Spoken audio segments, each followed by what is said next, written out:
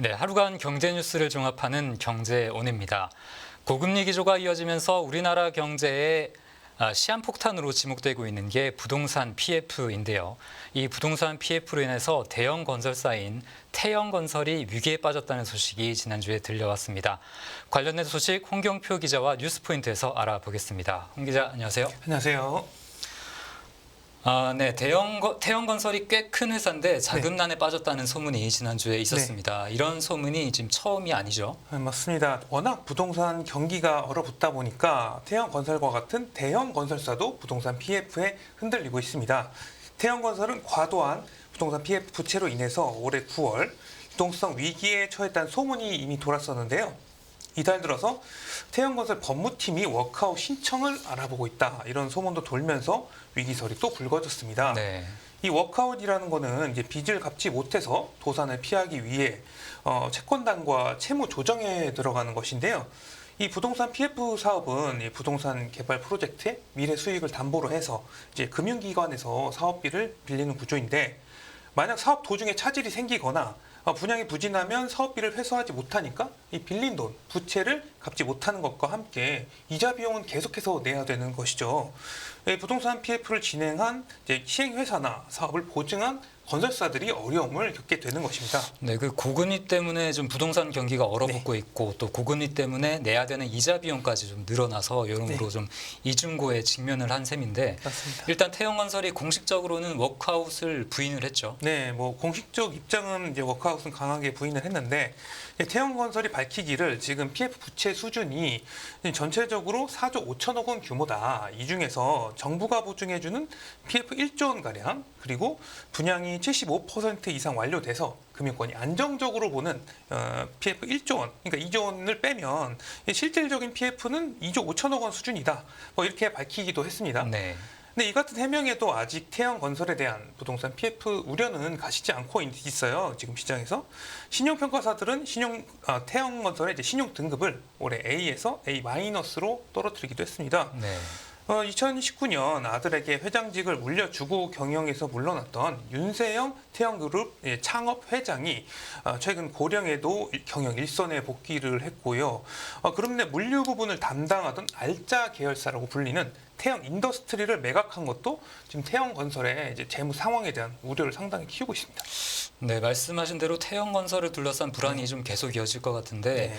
이 문제는 태영건설뿐만 아니라 다른 건설사들도 지금 PF 위기를 좀 겪고 있죠. 네, 맞습니다. 뭐 태영건설은 뭐 괜찮다고 주장하지만 과중한 부동산 PF 채무로 인해서 계속해서 위기설이 지금 나오고 있는 거거든요. 네. 지금 태영건설뿐만 아니라 롯데건설, 코오롱 글로벌 등도 지금 PF 채무 위기로 인한 이제 위기 가능성이 제기되고 있습니다. 신용평가사들은 롯데건설의 PF 우발 채무가 5조 원 가까이 되고 자기 자본에 비해서 PF가 과도하면서 이제 부동산 사업에 삽도 뜨지 못한 미착공 사업장이 차지하는 비중이 높아서 재무 위험이 커지고 있다, 이렇게 분석을 했습니다. 네. 그다음에 이제 코오롱 글로벌 같은 경우도 이 PF 우발 채무 리스크가 있다, 이런 평가를 시장에서 받고 있는데요. 네.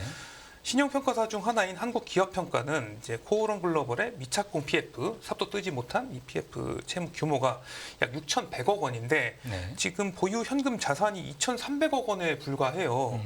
그래서 PF 리스크가 현실화할 경우에 이제 자체 현금을 통한 대응이 어려울 수 있다, 이렇게 진단하기도 했습니다. 네, 이 대기업 건설사들도 네. 자기 자본이나 보유 현금 대비 PF 채무 규모가 상당히 큰 편이네요. 네. 그러니까 상황이 녹록치 않아 보이는데, 맞습니다. 지방 건설사들 같은 경우에는 부도가 나는 경우도 좀 있다고요. 지금 지방의 경우에 건설사 규모도 워낙 작고 그러니까 감당할 수 있는 리스크가 더 적죠.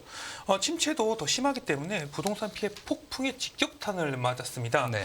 광주 소재 건설사인 해광건설은 이달 13일 이제 만기 도래한 어음을 막지 못해서 최종 부도 처리가 됐고요. 네. 경남 창원에 있는 남명건설도 만기 어음을 막지 못해서 이달 초 부도 처리됐습니다. 네, 그야말로 그 건설사들이 PF 충격에 직격탄을 맞은 것 같은데, 네. 그러니까 그나마 아파트 분양가들이 좀 잘 돼야 돌파구가 마련이 될 텐데, 네. 이런 올해 아파트 분양도 좀 제대로 되지 않는 분위기라고요. 맞습니다. 아파트 사업의 경우에 부동산 PF를 통해서 상당히 많이 이루어지는데요. 이 분양이 잘 되어야 이제 빌린 돈도 갚고 이자도 낼 수가 있습니다. 네. 하지만 올해 전국 분양 사업장 중 3곳 중 1곳이 이제 청약 경쟁률이 0%대였다. 이런 것으로 나타났습니다. 네. 올해 전국 아파트 분양 사업장이 215곳이었는데 이 중에 67곳이 순위 내 청약 경쟁률 0%대를 보인 것이죠. 네.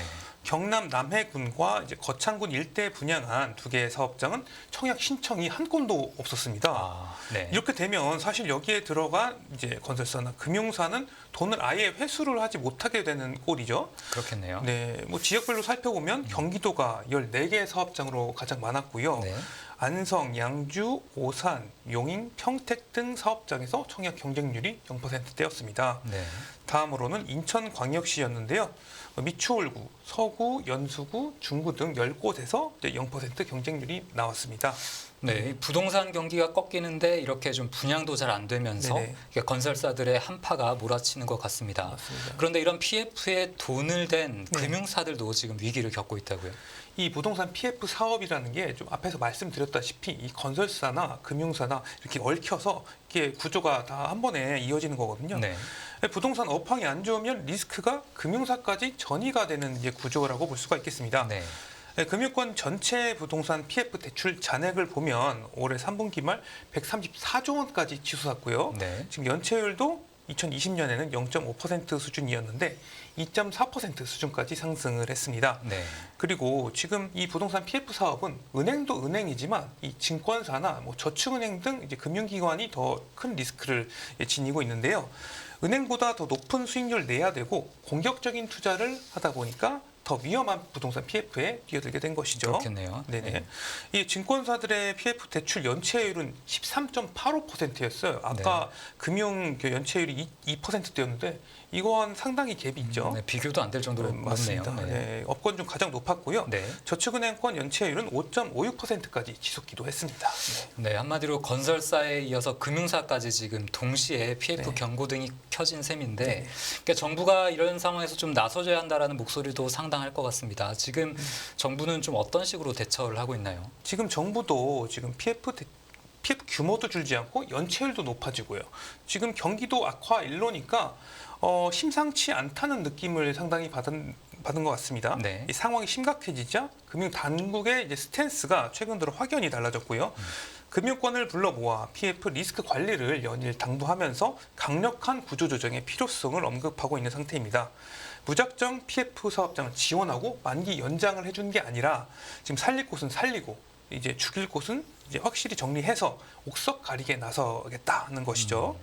이번에 새로 부임할 것으로 보이는 최상목 부총리 겸 기획재정부 장관 후보자 역시 네. 이제 PF 시장의 연착륙을 정부 차원의 정책 추진 과정의 최우선 순위로 두겠다 이런 뜻을 시사를 했습니다. 최 후보자는 어제 국회에 제출한 인사청문회 서면 답변서에서 부동산 PF 부실은 이제 금융시장과 건설사 부동산 등 이제 실물 시장으로 전이될 수가 있어서 이제 면밀하게 살펴봐야 될 과제라고 진단하기도 했습니다. 네, 구조조정 이야기가 계속 좀 나올 것 같은데 네. 말 그대로 좀 연착륙이 잘 돼야겠습니다. 네. 네, 건설사들의 그 부동산 PF 위기 소식 들어봤고요. 예. 다음 소식 들어보겠습니다. 네, 5대 은행 해외 부동산 펀드 7,500억 원 원금 손실 위험입니다. 국내 부동산 시장이 침체에 빠져 있다는 소식 앞에서 전해드렸는데요. 그러니까 해외 부동산도 썩 상황이 좋지 않은 것 같습니다. 특히 우리나라 은행들이 그 판매한 해외 부동산 펀드에도 경고등이 커지고 있다고요. 맞습니다. 이제 글로벌 고금리 기조가 이어지면서 해외 부동산도 침체를 피해갈 수는 없었습니다. 네. 그런데 은행들이 대규모로 해외 부동산 펀드를 시장에 팔아서 이 부동산 이제 침체로 대규모 손실 위험에 노출된 것으로 나타났어요. 금융권에 따르면 시중 5대 은행의 해외 부동산 펀드 판매액은 약 7,500억 원이었는데요. 네. 이제 은행별로 최소 1천억 원의 판매 잔액을 보유한 것으로 알려졌습니다. 이 해외 부동산 펀드는 투자금을 모아서 이제 해외 상업용 부동산 이제 지분을 취득을 하고요. 그다음에 임대 수입으로 배당금을 또 지급을 하고 이제 만기 도래 전에 이제 자산을 팔아서 최종 수익을 내는 이제 방식으로 운영을 하는데요. 네. 만약에 이제 부동산을 사들인 가격보다 파는 가격이 낮아버리면 이제 손실이 발생할 수가 있겠죠. 시장 침체로 매각 자체가 안 되면서 이제 흔히 말해 물리는 경우도 발생할 수가 있겠습니다. 문제는 이제 코로나19 팬데믹 이후에 재택근무 확산에 따라 오피스 공실이 늘었지 않습니까? 네. 거기에 고금리에 따른 부동산 투자 수요가 줄어서 이제 글로벌 부동산 시장이 얼어붙어 있다는 게 상당히 문제인데요. 네. 뭐 애초에 한 6에서 7% 수익률을 펀드들이 목표로 했는데 지금 그 정도 수익률은커녕 지금 원금 손실을 걱정해야 되는 상황이 됐습니다. 네, 그 오피스 공실이 늘어나면서 임대 수입이 시원찮은 것 같고 또 네. 매매 차익도 마찬가지로 내기가 어려운 상황인 것 맞습니다. 같은데요. 네. 그러니까 지금 이 해외 부동산 펀드에서는 만기도 문제가 되고 있다고요. 네, 지금 은행의 해외 부동산 펀드 잔액 중에서 내년 상반기 만기 도래 규모가 1,061억 원이고요. 이제 하반기에는 1,051억 원이 만기가 도래하는 것으로 조사가 됐습니다. 네. 그런데 지금 부동산 가격이 상당히 많이 떨어졌지 않습니까? 만약 이대로 만약에 펀드가 청산이 된다면 손실이 상당히 커지게 됩니다. 이 기초자산인 오피스 빌딩이나 상업용 시설 등은 규모가 워낙 크기 때문에 시장에서 이제 유동화도 상당히 힘들죠. 그렇다고 지금 만기 연장이나 자금 재고조화를 하기에도 시장이 너무 얼어붙어 있는 상황입니다. 은행들의 경우 지금 이대로 가면 내년 해외 부동산 펀드에서 대규모 손실이 나는 건 사실 시간 문제잖아요. 네.